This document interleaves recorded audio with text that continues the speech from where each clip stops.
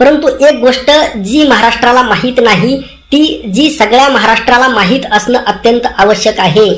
त्यामुळे पूर्ण व्हिडिओ पहा, शेवटपर्यंत पहा. काँग्रेसचा उमेदवार लक्षात घ्या, नेमकं राष्ट्रवादी का घाबरली होती.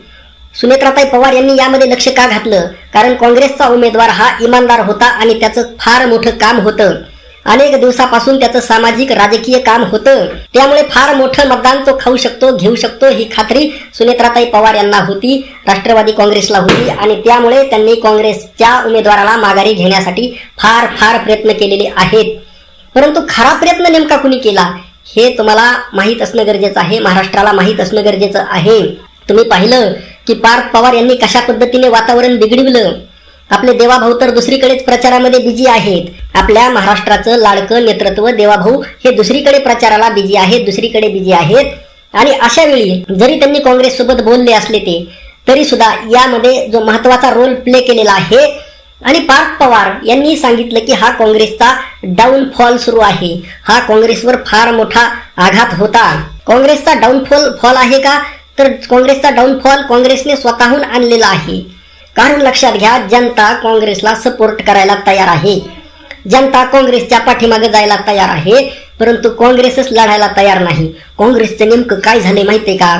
काँग्रेसचे जे नेते आहेत, स्थानिक नेते, ते आपापल्या मतदारसंघाच्या बाहेर यायला तयार नाहीत.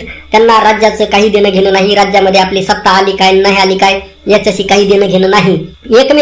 एकमेव जे प्रदेशाध्यक्ष आहेत हर्षवर्धन सपकाळ, हे मात्र एकदम जोरदारपणे काँग्रेसचा प्रचार प्रसार करताना दिसत आहेत, काँग्रेसची सत्ता येण्यासाठी झटत आहेत.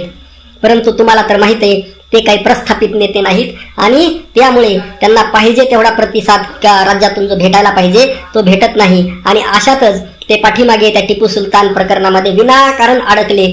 लक्षात घ्या, त्यातून ते जरी बाहेर आलेले असले तरी सुद्धा एक जनमत उभा करण्याचं काम किंवा एक जनरेटा उभा करण्याचं काम, एक सक्षम विरोधी पक्ष उभा करण्याचं काम मात्र ते अद्यापपर्यंत पूर्ण करू शकलेले नाहीत.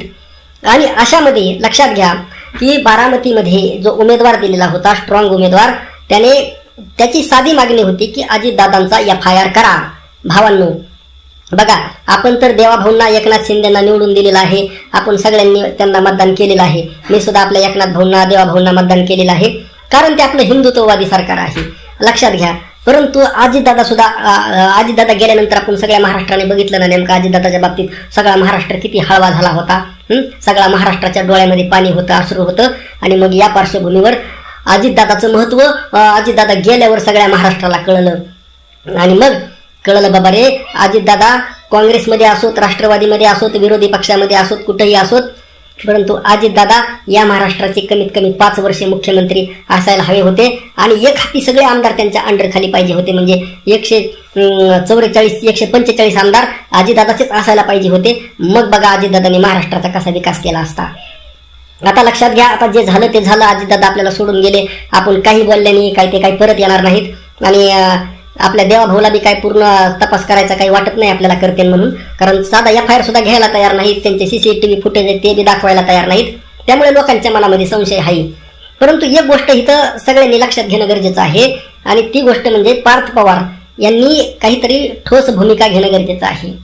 असं थोडीशी नम्रता अजितदादांनी त्यांना अगोदर सल्ला दिला होता की तोंडात साखर आणि डोक्यावर बर्फ राजकारणामध्ये, आणि हे जर केलं आणि थोडं चांगलं भाषण जर शिकलं, लक्षात घ्या, तर पार्थ पवार येणाऱ्या काळामध्ये महाराष्ट्राचे मुख्यमंत्री होऊ शकतात. लक्षात ठेवा. आणि आपले जे रोहित पवार आहेत, रोहित पवार तर एकदम मुख्यमंत्री पदा इतके सक्षम नेतृत्व आहे. परंतु महाराष्ट्र त्यांच्या पाठीमागे उभा राहील का?